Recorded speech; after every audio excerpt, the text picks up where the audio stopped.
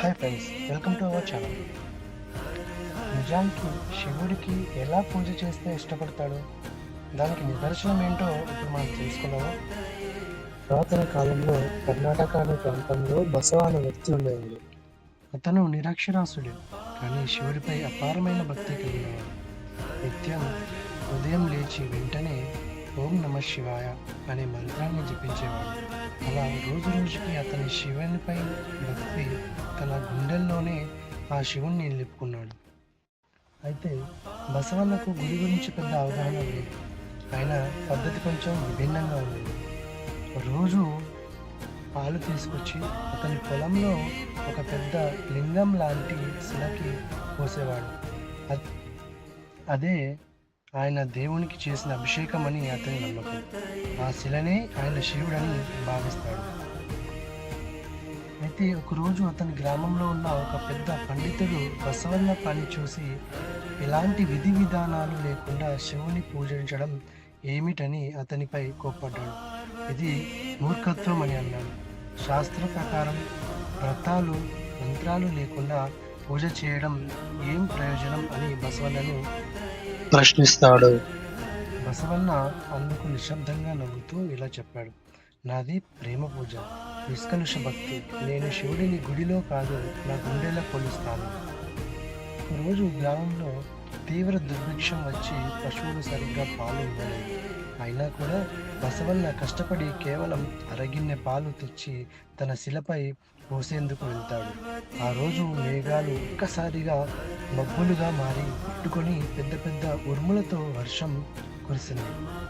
అయితే ఆశ్చర్యకరమైన విషయం ఏమిటంటే ఆ శిలపై పాలు పోసినప్పుడు శిల నుంచి ఒక జ్యోతి బయటకు వచ్చింది. ఆ జ్యోతి మానవ రూపంలోకి మారింది.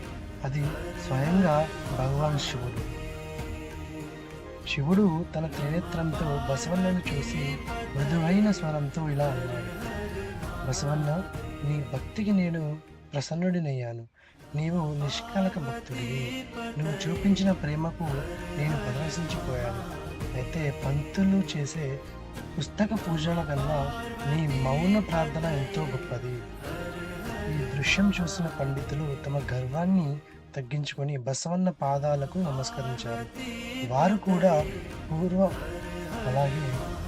కూడా ప్రేమపూర్వక భక్తికి ప్రాధాన్యత ఎక్కువగా ఇవ్వడం ప్రారంభించారు. అప్పుడు శివుడు తన దర్శనాన్ని అందించి ఇలా చెప్పాడు, వేడుకలు పూజలు అవసరమే, కానీ అవి ప్రేమ లేని ఖచ్చితత్వంగా ఉండకూడదు.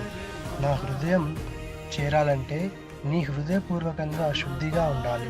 భక్తి అంటే విధులు పాటించడమే కాదు, అనురాగంతో పిలవడమే అని చెప్పి శివుడు మాయమైపోతాడు. ఈ సంఘటన తర్వాత గ్రామస్తులు అక్కడే శివుడిని లింగ రూపాన్ని ప్రతిష్ఠించారు. బసవన్న పేరుతో దేవాలయాన్ని నిర్మించి ఆ దేవాలయం బసవేశ్వర ఆలయంగా ప్రసిద్ధి చెందుతుంది.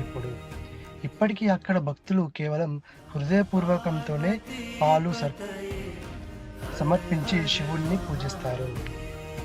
ఈ కథ నుంచి మనం నేర్చుకోవాల్సిన సందేశం ఏంటంటే, భక్తి హృదయపూర్వకంగా అయి ఉండాలి. పద్ధతులు అవసరమే, కానీ ప్రేమ లేని ఆచరణలు ఖాళీ ఉదరం లాంటివి. దైవం సాధారణ మనుషుల మధ్యలోనే ఉంటాడు. శివుడు ఒక మహాశిలలో కాదు, భక్తి హృదయంలో ఉంటాడు. ఆచరణల కన్నా ఆత్మార్పణం గొప్పది. మనసులోని భావంతో చేసిన ప్రార్థన భగవంతుడికి ఎంతో ఇష్టం. శివుడు ఎప్పుడు తన భక్తుని నిజమైన ప్రేమను చూసి మాత్రమే ప్రసన్నమవుతాడు. అయితే శివుడు భోలాశంకరుడు అనే పేరు వృధా కాదు. ఆయన్ను ఆహ్వానించేందుకు మంత్రాలు అవసరం లేదు. హృదయంలో చిత్తశుద్ధిగా ఉంటే చాలు. ఈ ఇన్ఫర్మేటివ్ వీడియో మీకు నచ్చినట్లయితే మన ఛానల్ని లైక్ చేయండి, షేర్ చేయండి, కమెంట్ చేయండి అండ్ సబ్స్క్రైబ్ చేయండి. Thank you.